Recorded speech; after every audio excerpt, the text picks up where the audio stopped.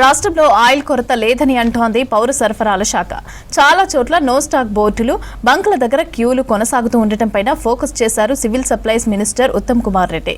క్షేత్రస్థాయిలో డీజిల్ కొరత లేకుండా చూడాలని చెప్పారు. హార్వెస్టర్లు, వ్యవసాయ యంత్రాలకు ప్రత్యేకంగా సప్లై చేయాలని ఆదేశించారు. అన్ని బంకులకు సరఫరా కొనసాగేలాగా చర్యలు తీసుకోవాలని ఆర్డర్స్ ఇచ్చారు ఉత్తమ్.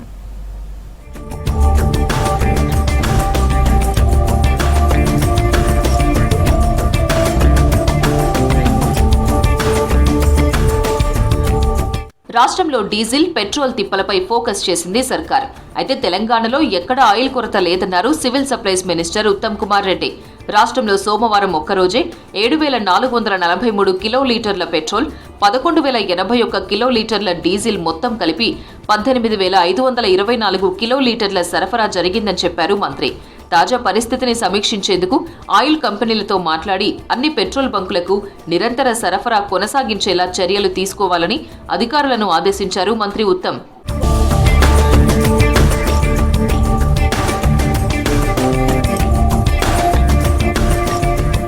వ్యవసాయ కార్యకలాపాలు, ముఖ్యంగా ధాన్యం కొనుగోలు ప్రక్రియ కొనసాగుతున్న నేపథ్యంలో ఇంధన కొరత ఎట్టి పరిస్థితుల్లోనూ రావద్దన్నారు మంత్రి ఉత్తమ్.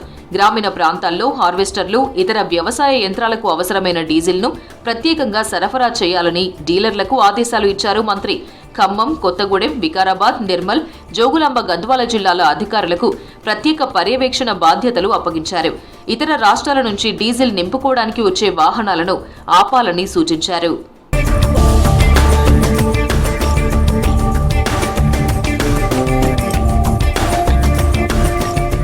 కొందరు డీలర్లు ధరలు పెరుగుతాయన్న అంచనాలతో నిల్వలను దాచిపెడుతున్నారన్న అనుమానాలపై స్పందించిన ఆయిల్ కంపెనీలు అన్ని అవుట్లెట్లు ఆటోమేషన్తో ఉండడంతో స్టాక్ లావాదేవీలపై నిరంతర నిఘా కొనసాగుతుందని స్పష్టం చేశాయి.